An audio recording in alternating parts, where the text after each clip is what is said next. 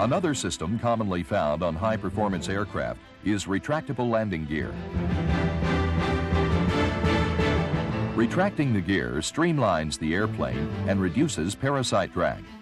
This leaves more power available for better climb performance and higher cruise speeds.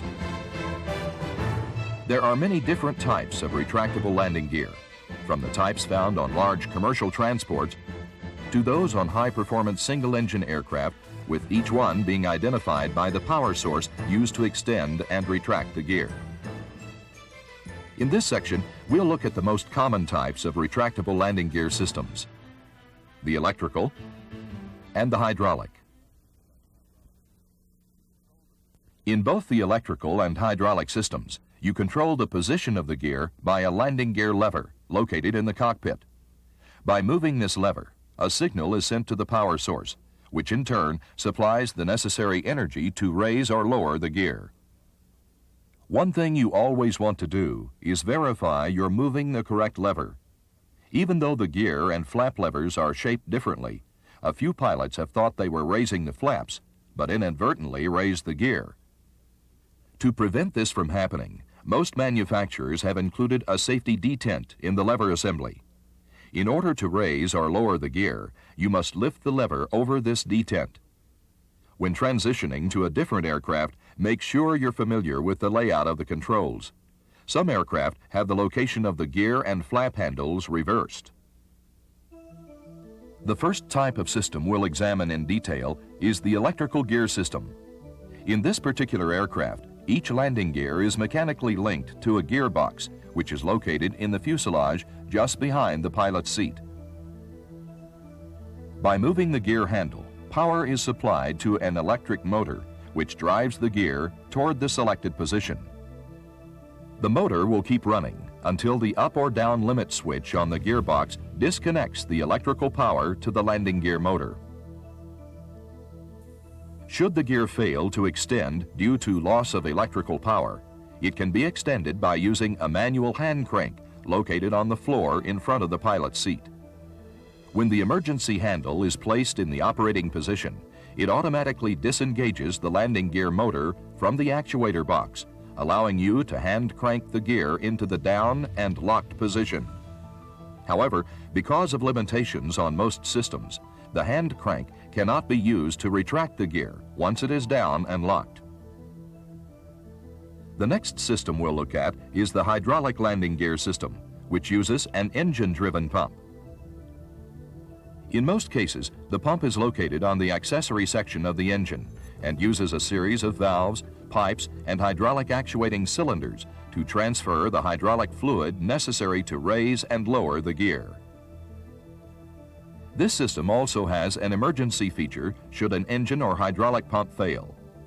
Backup hydraulic pressure can be supplied by an electrically driven hydraulic pump, or in the case of some small general aviation aircraft, by a hand pump. In the unlikely event of a hydraulic leak or loss of hydraulic fluid, some aircraft have tanks of compressed air that may be used to blow the gear into the down and locked position. Another type of retractable gear is the hydraulic system, which uses an electrically driven hydraulic pump. This system is referred to as an electro-hydraulic system. Pressure in one direction raises the gear and holds it in the up position, while pressure in the opposite direction lowers the landing gear.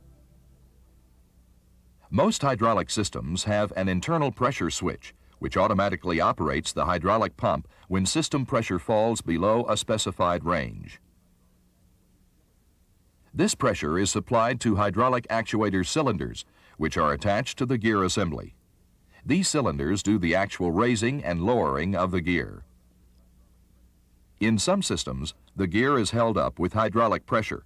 However, some manufacturers also use hydraulically actuated uplocks to hold the main gear in the up and locked position. In addition to hydraulic pressure, some aircraft have a heavy-duty spring attached to the gear assembly to help extend the landing gear into the down and locked position. To prevent inadvertent retraction of the gear during ground operations, most systems incorporate a mechanical squat switch located on the landing gear strut. When this switch is compressed by the weight of the aircraft, it does not allow the gear to retract. However, if the gear handle is in the up position and pressure is removed from the switch, the gear attempts to retract. This could be especially hazardous on takeoff.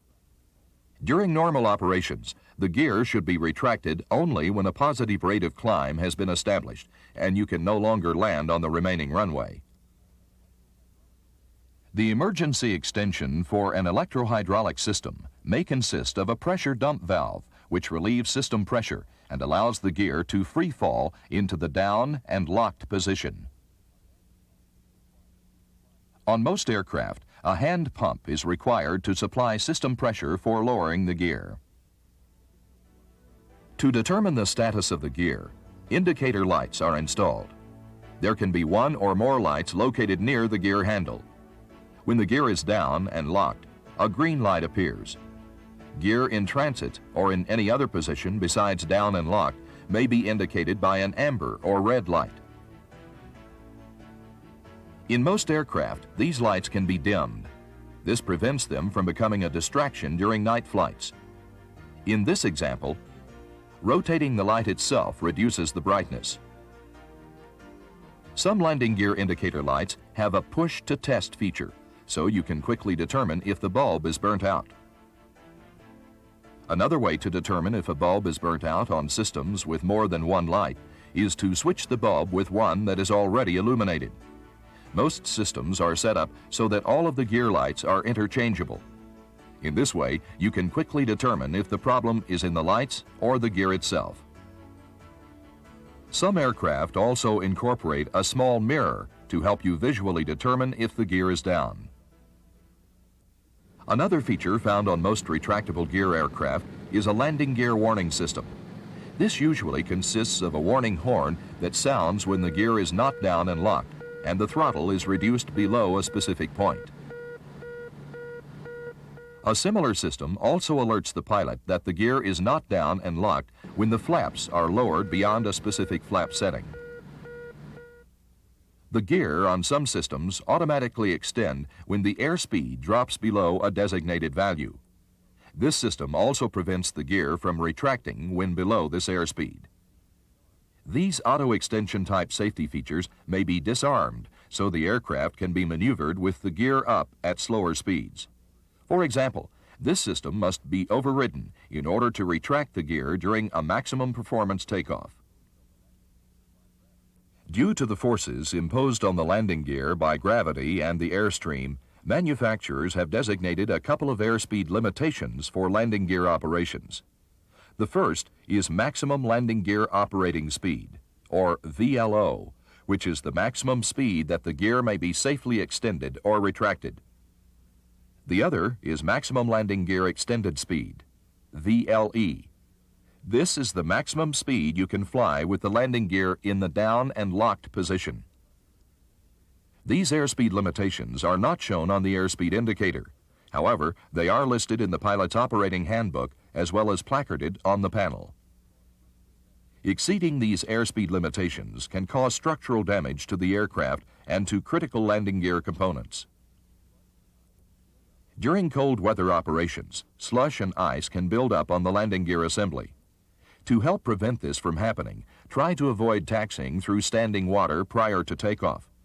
After takeoff, if there is a chance that moisture is on the gear, leave it extended slightly longer than normal to allow the air to blow it off. In this volume, we have taken a look at some of the components of high-performance aircraft, including fuel injection and how it improves the power output of your engine through better fuel distribution. Next, we looked at how constant speed propellers allow you to alter propeller blade angle to obtain optimum performance throughout a variety of airspeeds, and how turbochargers help your engine develop maximum power at altitudes well above sea level. We also learned how environmental systems can help you and your passengers remain comfortable during high-altitude flights, and how ice control can provide an additional safety margin during IFR operations. And finally, we saw how the components of different retractable landing gear systems work together to raise and lower the landing gear. Remember, each make and model of aircraft has its own distinct operating characteristics and design features. These advanced aircraft systems require you to study the Pilot's Operating Handbook in order to thoroughly understand the different systems and take full advantage of their benefits.